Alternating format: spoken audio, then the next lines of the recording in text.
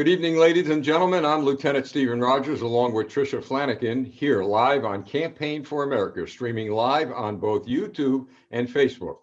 The good news is, folks, that hopefully by January 1st, 2021, we will be live streaming on multiple platforms, and that's what we're working on. We're going to be working on that for the next month. Our viewership has grown tremendously, both on YouTube and here on Facebook.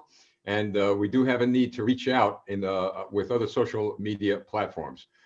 Now, we have a lot to share with you tonight with regard to all these court cases and the Supreme Court filing that will be completed tomorrow by the Trump campaign. And Tricia Flanagan's done a lot of research, and she will share that with you in a moment. But there's something very, very important we need to talk about. As I'm speaking with you, the state of California has truly become a socialist state. And this is not over-exaggerating, folks. Just turn on the news and see what's happening. I saw a video on the news about 45 minutes ago that was very, very troubling. Apparently, in the state of California, there was a businessman. I think he owned a restaurant. I'm not sure, but it was a small business, who was ordered to shut down. And this individual, from what I understand, needs to feed his family. He needs to work. He needs to keep his business open. Well, apparently 2 or 3 ununiformed cops came by and told him he's got to shut down or be arrested. He apparently wouldn't shut down, but he went to his vehicle. It was either a car or a SUV. And these 3 cops chased him. 1 cop got in front of his car. The other 2 were on each side. Now, folks, they did not have uniforms on, according to the report. So in the video, you see the man trying to drive away. Unfortunately, he was arrested for, I believe, multiple charges. Now, here's the point I'm driving at. First of all, the police work in that case was horrendous. You don't stand in front of cars. You always make sure uniformed police officers are involved in any type of action. So whoever that police chief is and that police department is, I've got to tell you, they need to do a lot of thinking about what they are doing. That's number one. And you're hearing this from a 38-year veteran police officer, retired as a detective lieutenant and supervised every bureau you could imagine in a police department. But let me add this. Is it worth it for a cop to get killed over a man that's trying to make a living? Is it worth it for police officers or even law-abiding Americans to suffer serious injury over what we see taking place, not only in the state of California, but across the country? My hat's off to the sheriffs in California who are defying the governor's orders. And I'm asking every police officer, or let's put it this way, every elected official who is a sheriff or in a police supervisory position, start to push back. Now, I'm not suggesting that patrolmen on the street push back, rebel. I'm not suggesting that any police officer put their job and their livelihood on the line with regard to this. But those of you who are elected, like the 4 in California who have made it very clear that they will not enforce the governor's orders, you are responsible and accountable to the people. You are not accountable to any governor. Therefore, you have the authority, as far as I know, and the ability to defy those orders. As one sheriff said this evening, he is not going to deploy his officers to arrest law-abiding Americans who are trying to survive.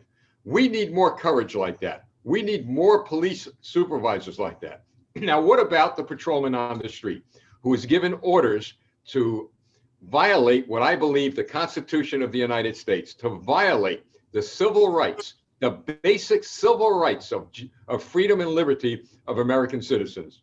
That's a tough call. But I will say this to you. I don't expect you to defy those orders.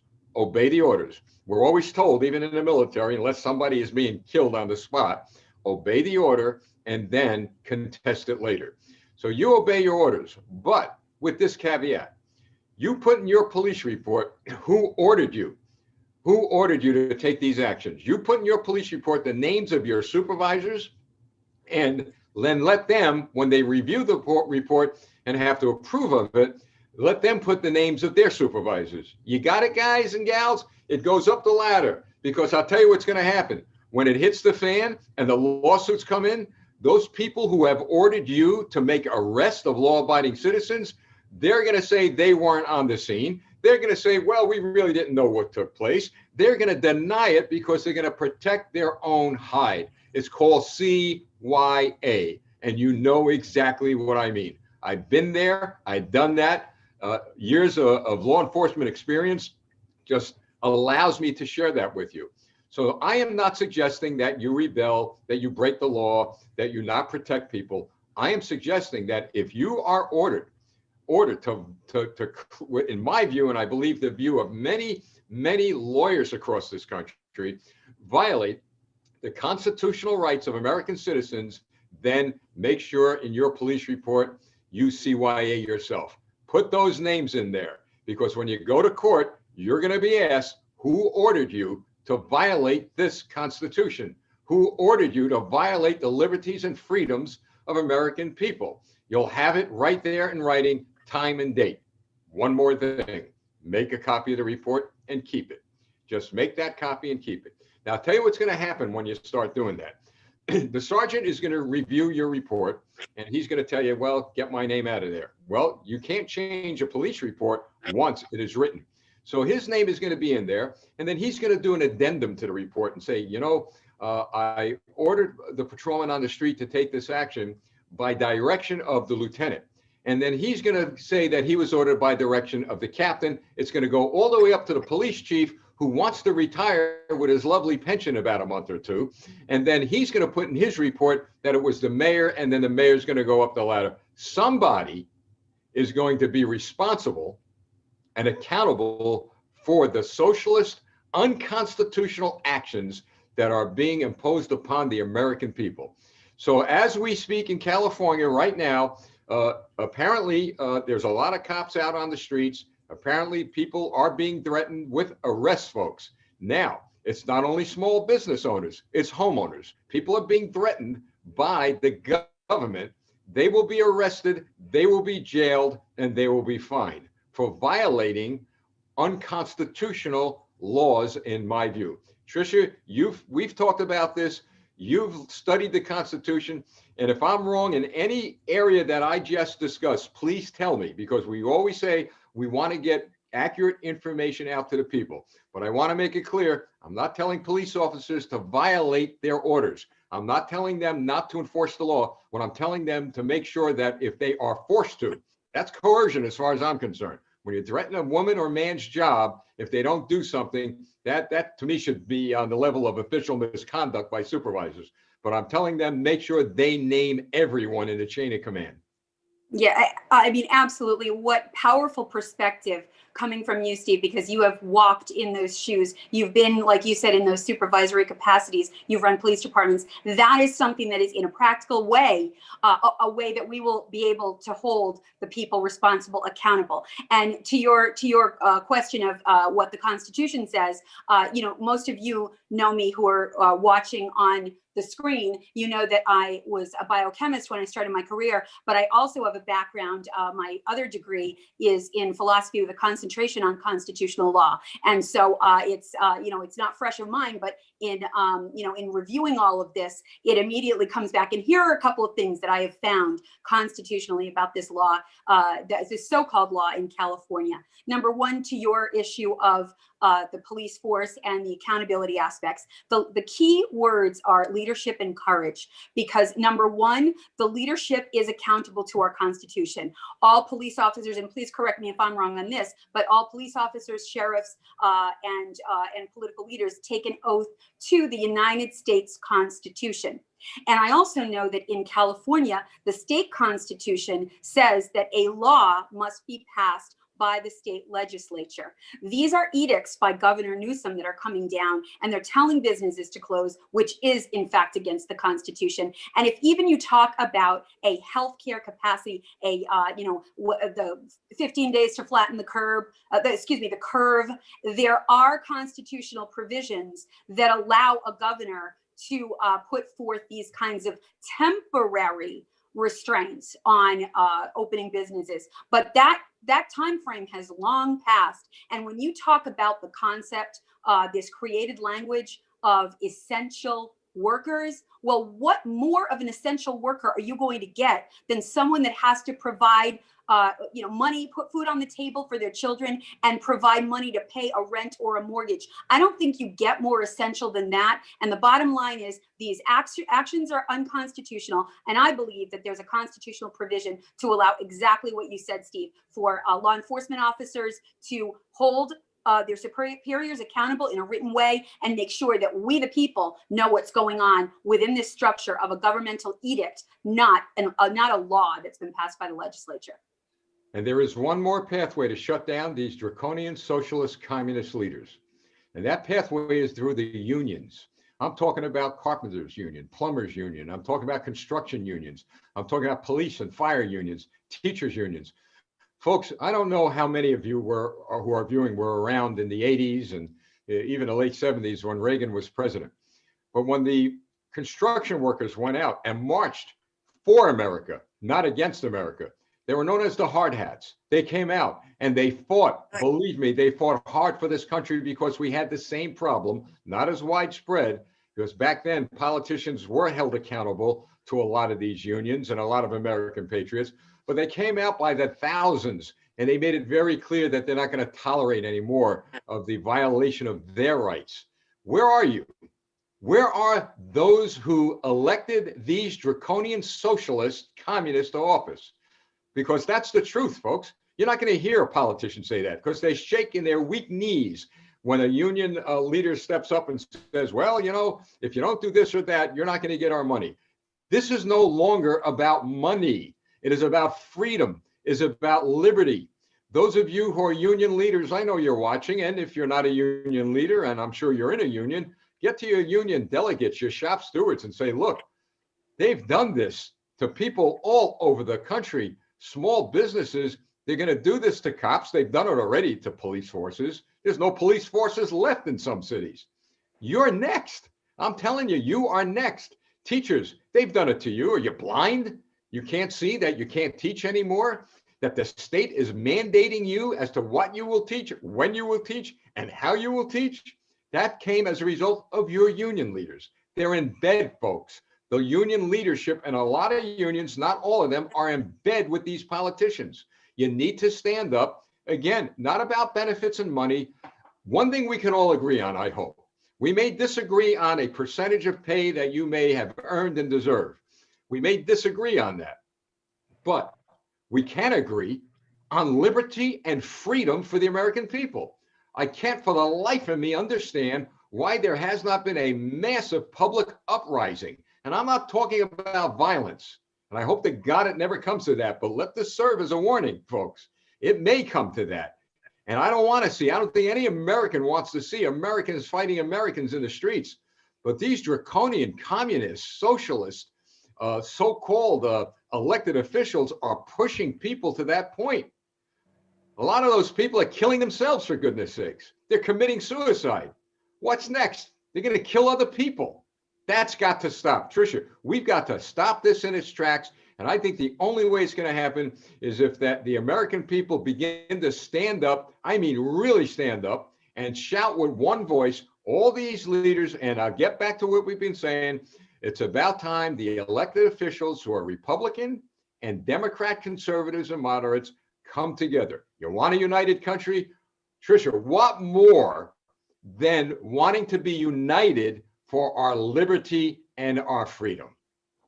Well, exactly. That has to be paramount in America. And in California, I can imagine that those citizens of that state are wondering, are we actually in America anymore? Because when our rights are abrogated like this, what have we got left? If we don't stand up for our Constitution now against these, not just draconian, but completely illogical laws, when you look at how the districts are painted, these are arbitrary rulings by the people that are in power that are saying certain areas have to be shut down, but right down the street, you can walk a couple of blocks and a restaurant or a salon is not shut down. This has no rhyme or reason to it. And I'll add some healthcare statistics that make this sound even crazier, what these governors and mayors are doing. And that is the fact that the end of the year numbers are starting to come out. And we're looking at the end of the year numbers in deaths. Total deaths in the United States have not increased substantially from the deaths from last year, in spite of the fact that our population has grown by a minuscule percent. But what has gone down are deaths from cancer, deaths from cardiovascular disease. The only thing that has gone up is this designation of deaths by COVID-19. And it doesn't take a statistician or a mathematician to look at these year-over-year numbers and say, if the total deaths are the same this year as they were last year, and the only thing that has changed is this decrease in cardiovascular disease and cancers and the like, which we know statistically has not gone down, but COVID deaths have gone up, that's a redistribution of the numbers. So the very edicts, the EOs that these governors are making and that these mayors are enforcing isn't even based on science. Something is wrong, and it's up to we the people to right it. Folks, at the end of the broadcast, we're going to share with you how you could become involved, and it's not going to take much work. But at the moment, we at Campaign for America have received, in fact, we've been inundated with messages and calls from people wanting to know exactly what is going on with these lawsuits. What does safe harbor mean? What does the electoral college mean? People are so confused over what's going on because of all the gibbery that's on the airwaves. Well, Tricia, you've always said, Campaign America, we are now the news. Well, you, Tricia, are now the news with regard to the answers to the questions that people are asking. Well, thank you, Steve. And this is a very, very in-depth subject. I'm not even sure we're going to have enough time in the time left, but we can at least get some encapsulations of understanding. And I don't see any news channel talking about this. And the people have questions. I had questions, and I had to research this. And I know I've been getting flooded with questions and comments of what is really going on. So adding to the questions that we see are the fact that things are changing so rapidly. First, you hear about court cases being presented, and then they've been ruled upon, and then they've been dismissed. I will tell you that the Trump team has not filed over 35 lawsuits like you hear in the mainstream media. In fact, Rudy Giuliani just shared last week that there are only 3 lawsuits that the Trump team now has actively in front of the courts. The other court cases were dismissed because they did not have standing. They were presented by others that were citizens, private citizens, groups that were acting in their best interest, and they didn't have standing in front of the court. So they were logically dismissed. But when you look at what's teed up right now, and the big issue that we have coming up tomorrow, which is known as Safe Harbor Day, it's December 8th in this election, and there's a lot of questions surrounding what that really means. Many think that when Justice Alito originally had agreed to hear the case only on Wednesday, that was after Safe Harbor Day, that was seen as an attempt to punt it and that it would just nullify the lawsuit. That is not the case. Safe Harbor Day is as much a directive for Congress when they will convene on January 6th and how they may or may not rule on this election. That is still an option. But this Safe Harbor Day is when typically and historically the electors are chosen. Now, who chooses the electors? It's the state legislature. And one of the critical issues that will be addressed tomorrow by Justice Alito is whether or not the state legislators' ruling that was ruled upon before the election, whether or not that will stand. And that issue was this. The state legislature in Pennsylvania ruled that they did not want any ballots that were received after the close of polls on election day to be counted. Now, let's remember that President Trump was 750,000 votes ahead at the close of polls on election day in Pennsylvania. Justice Alito also preemptively sequestered all of those ballots that were received after poll closing on November 3rd and asked them to be put separately for further evaluation. The court ruling tomorrow by Justice Alito will be whether or not this, it will include the Safe Harbor Day, but it won't be directly to whether or not Safe Harbor Day can go forward. It will be ruling on whether or not the full body of the Supreme Court will hear the case about ruling out those additional votes. Now, If Tricia, safe, yeah, I'm sorry, go ahead. if I may, Yeah. The information Tricia's given you folks, we have in our possession And get this to anybody who emails us, and we'll give it to you later. And I know you don't have this, Trish, but I'm going to send it to you. So I just got it. I just Mhm. got Arizona, Michigan, Wisconsin, Georgia, and Pennsylvania summary documents of the court cases and what's being alleged.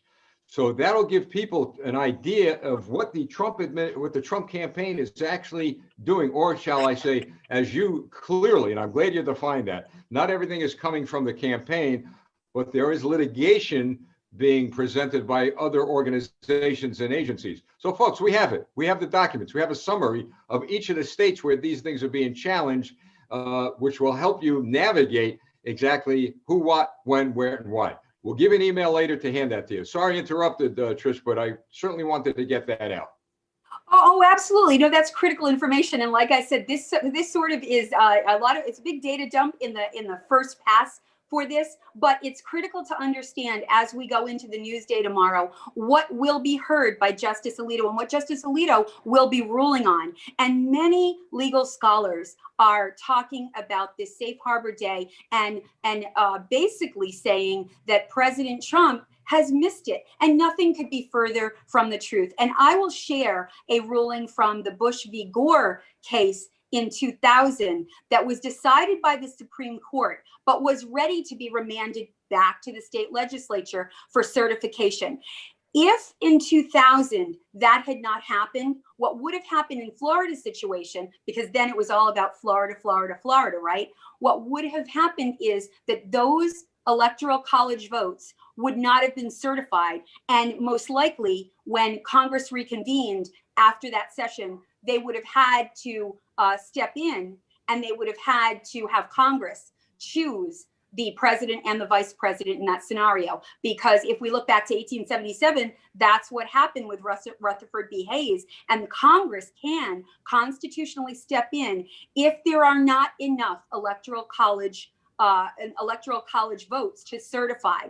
Now, tomorrow being Safe Harbor Day, if that deadline passes, that does not mean that Joe Biden becomes president-elect. What that means then is it remands back to the state legislative body, and then they rule on it, whether or not they have enough electoral college votes to then be certified to go on to Congress. That becomes the big question of Safe Harbor Day, not the outcome of the election. Now, Tricia, I've got a question here. If it goes back to Congress, we have a Democrat-controlled Congress. So what's the use? Well, actually, according to the Constitution, in that scenario, every state gets one vote.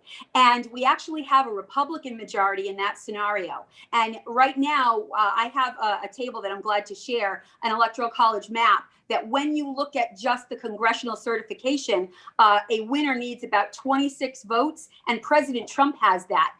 As a projection, because we have a Republican majority in that scenario, again, every state gets only one vote, and that body is majority Republican. Joe Biden is projected, if that's the case, to get about 20 to 23 votes, and President Trump is expected to get 26 to 27 votes in that scenario. And if it goes to Congress on January 6th and they certify and choose, we will have a President Trump.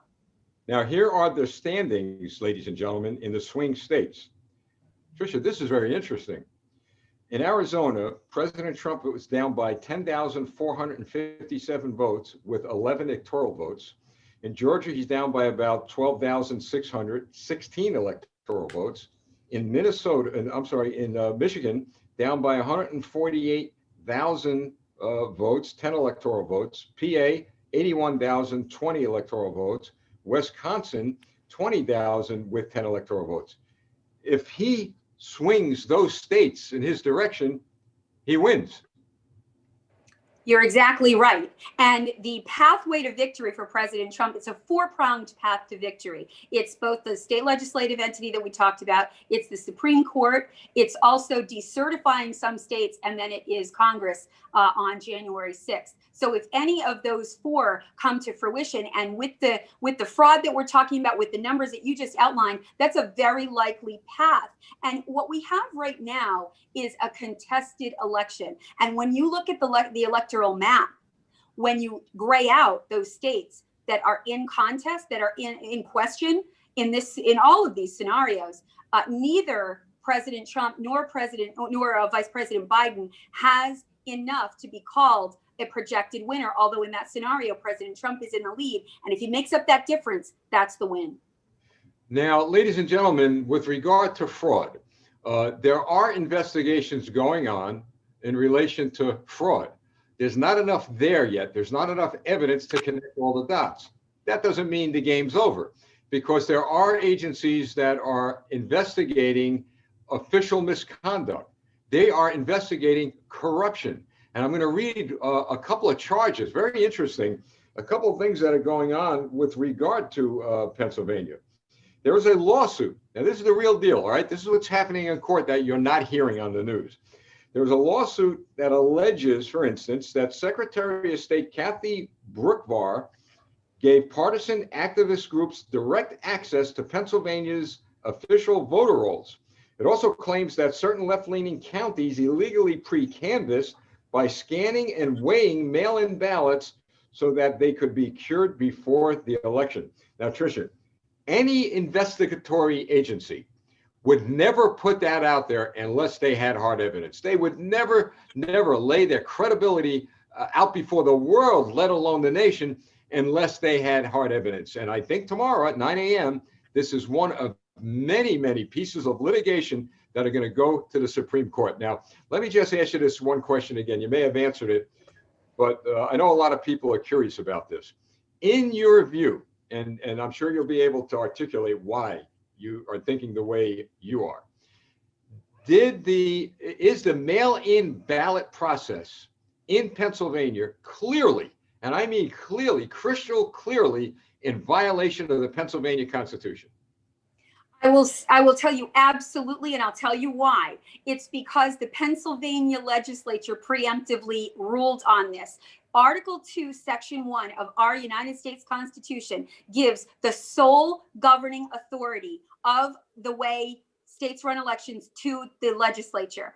The Pennsylvania legislature ruled before the election that they would not accept any mail-in ballots after the poll closing time on election day. And again, as I'll reiterate what I said earlier, that as of that time, the votes counted showed that President Trump was 750,000 votes ahead.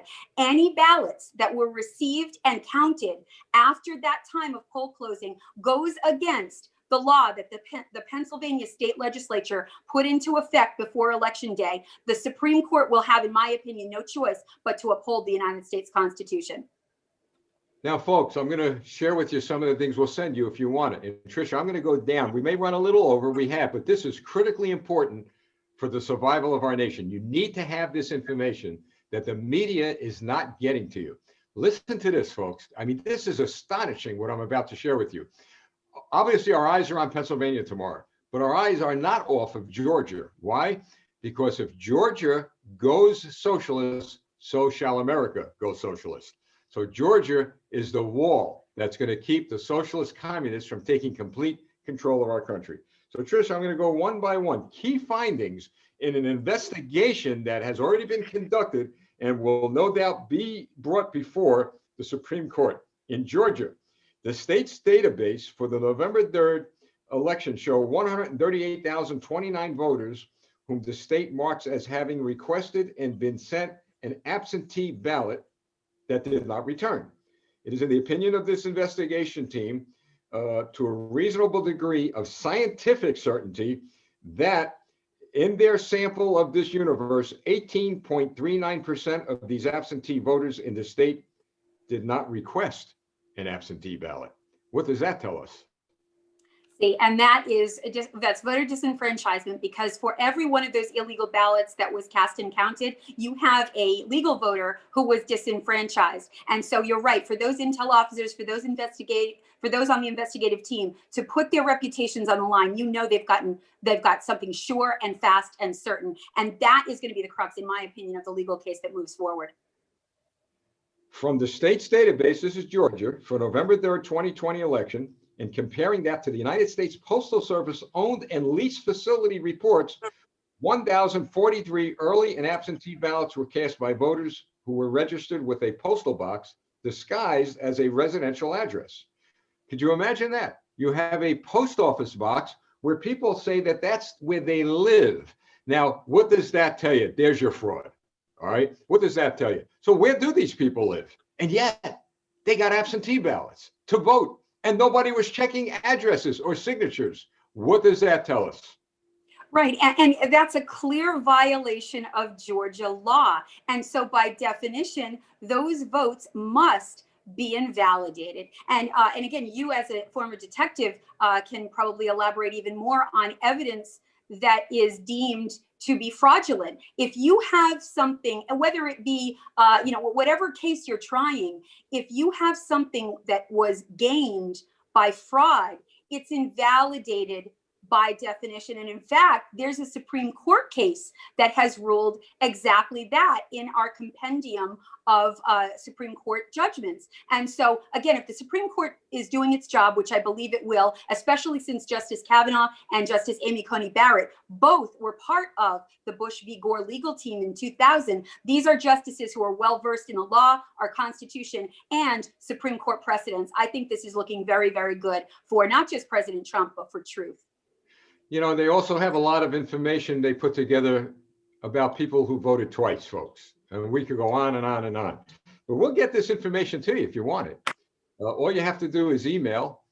Just email mail@rogers4america.us, mail@rogers4america.us, and we'll get that out to you. And we'll post the email address when we post these videos.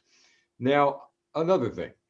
Again, I'm on national and international television broadcast even today, where the left, the Democrats, socialist, communists have attacked the president viciously, claiming that he is committing a great disservice to the country, a great disservice to our nation with regard to the election process, that we are an embarrassment to the world. I mean, they just go on and on and on. They even attack Rudy Giuliani and his sickness with COVID. I mean, that's how low they have gotten. My point is this, folks. To me, and I've said this on the air, and I will say it from a mountaintop, President Donald J. Trump has given this country the greatest service it could ever be given. Why? Because there is a legitimate question as to whether this election was rigged or not, whether there was foreign or domestic interference. How could anyone, any true American, oppose what the president is lawfully doing? It is within the Constitution of the United States. It is within the laws of this country that the president has the right to question whether this election was rigged or not. And I think, Tricia, in fact, I believe that if there was any great service that any president can give this country, this is probably the greatest. Because the outcome of this will have repercussions for the United States of America forever. Not next year, not 2 years, but forever. So I'd say, Tricia, this president, I mean, look if he stays or goes, his legacy is going to be the guy that really put America first. Well, for sure. And I agree with you. And I would add, I believe he has not just a right, but an obligation to do this on behalf of the American people. We have a republic as long as we can keep it. This is something that is of critical importance for future generations. And my family, you and I have talked about our commitment to America. My commitment goes for generations past. I have family members who have fought for our country, and we are standing up now in support of our president, of our commander-in-chief, to say, you not only have the right, but you have and the obligation, but you have the support of we the people to make sure that we preserve our republic. And voter disenfranchisement is a key and critical issue right now. All right, before we close out for the night, ladies and gentlemen, look, I'm pretty well concluded that a lot of politicians aren't going to get involved. They're looking for their own political survival. They're not looking for your survival or my survival. They just look for their own survival. Maybe there are a few out there. I wish we could hear from them, but it is what it is. But we're not discouraged because we have the American people. Campaign for America is in the process of creating a national executive leadership coalition. And you'll be hearing more about that as we move on. That was an idea that Natasha actually put together and titled it that way. So we're going to be working very, very hard with other organizations around the country that are going to be focusing in on leaders who support the Constitution of the United States and who truly put America first. Yes, we are going to become, and I hate to use the word, but I'll use it. We will become a political threat, not only to Democrats, socialists, and communists, but to those Republicans who just like to be around for the photo ops and do absolutely nothing to serve the best interest of the American people. And let me just add a little bit more. Tricia, one thing that is really bothering me, so I'm going to vent for a minute, if I may, that people are losing businesses. American citizens are being made into criminals.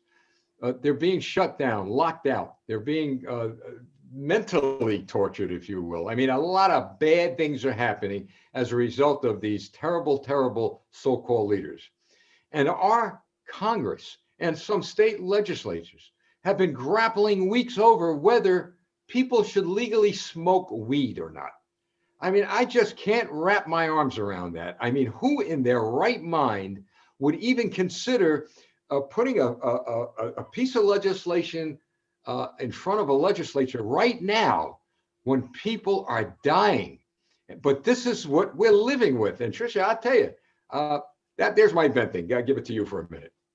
Oh, well, no, I share your angst and your frustration as well, because I mean, we have so much more that's important. We have to get business owners the help that they need, and they're not looking for a handout. I still stay in connection with especially New Jersey business owners who are saying they don't want a handout. They want their liberty and their freedom back to be able to make their businesses thrive. The sad reality is that nationwide, at least half of the businesses that you're seeing sink, they're not going to come back.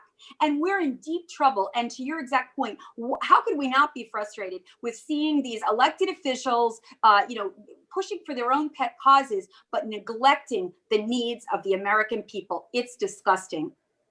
So I implore you to get involved. And we're not going to ask you for a dime, not a penny. We're going to ask you to help us. Help us by sharing. We say share this broadcast with your friends, with your neighbors. You all have Facebook and social media platforms. Just share this far and wide. And you have, because we're seeing the results. We're seeing thousands of people now getting in touch with us over a period of a month. And they're saying, I've had it. I've got to get involved. So you share these broadcasts, email us. That's mail@Rogers4, Rogers4America.us. We'll post that. We'll post that on Facebook. Now, we do send out a monthly intelligence report with a lot of information that we shared throughout the month. If some of you haven't received it, email us. Now, some of you are on our email list, and there were some problems where the emails were going into spam. We have tried to correct that from this end. Hopefully we did. But if you haven't received anything from us after you have been in touch with us, please let us know. But I got to tell you, folks, this is no joke. California is pretty much done, really. And what really bothers me too, you see, I'm beginning to think about some of the things I saw and read today. Tricia, the business owners that were ordered to shut down, one woman nearly in tears on TV tonight, livelihood is gone, ordered to shut down or be arrested. So she had no choice. She shut down. She's leaving her business with a box, walks outside, and there are giant tents that would fit 125 people inside the tents, and food is being brought in for a Hollywood movie to be made. Here we go again. The socialist, the communist, taking care of each other.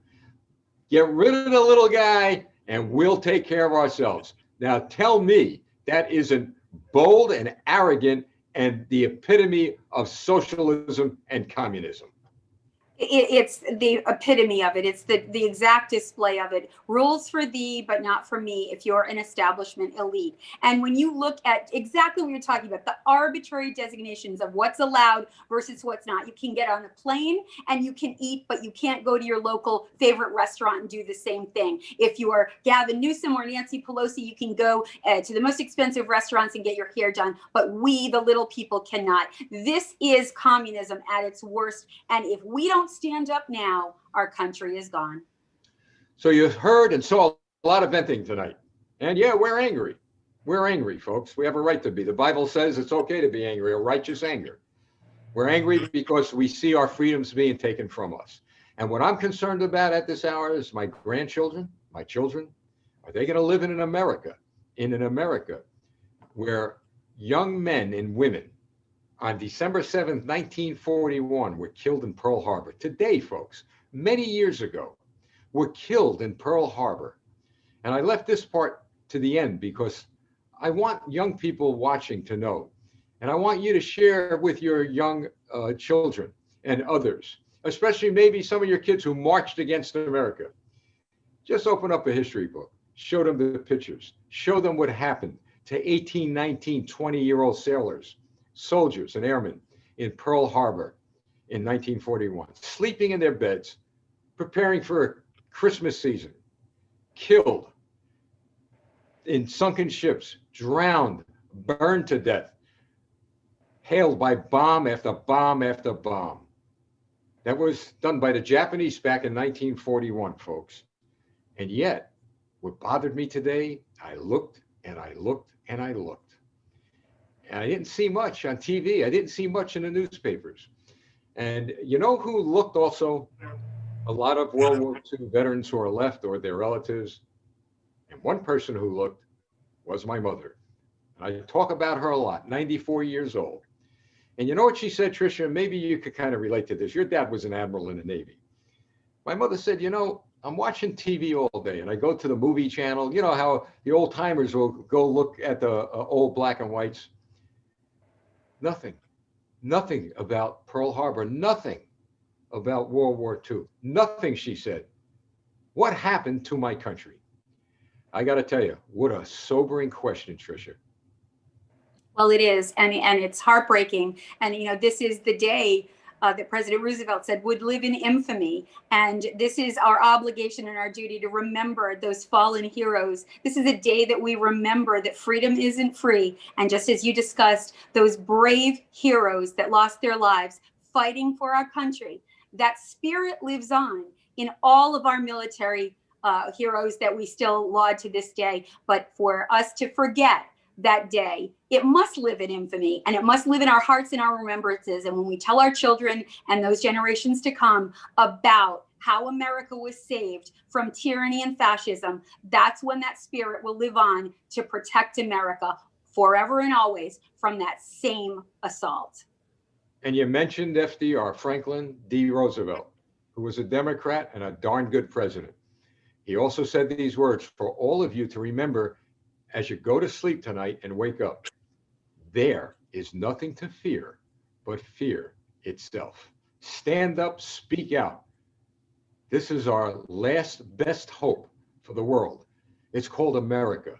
Let us not extinguish Ronald Reagan's shining city on a hill. Have a good evening, folks. We'll see you 6:30 p.m. tomorrow night. Email us. We will post the email. Remember, the chief end of man is to love and to glorify God. And may I sign off simply by saluting our veterans and those particularly who are veterans, those of you who are left and relatives of those who perished in Pearl Harbor in 1941. Thank you and have a good evening.